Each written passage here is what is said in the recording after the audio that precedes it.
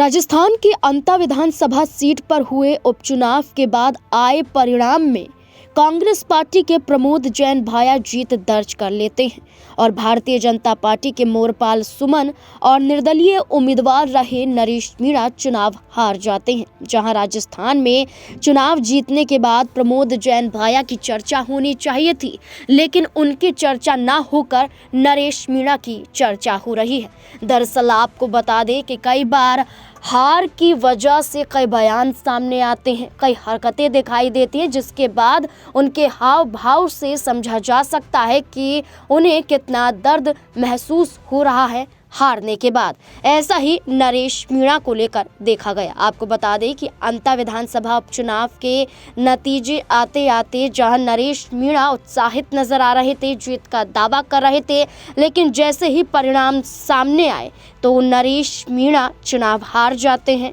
तो जो उनके हाथ में धागे बंधे हुए थे वो बीच चौराहे पर जाकर जिस गाड़ी पर मौजूद थे उस गाड़ी की छत पर जाकर बैठ जाते हैं और अपने हाथ में बंधे हुए कई धार्मिक धागों को खोल देते हैं।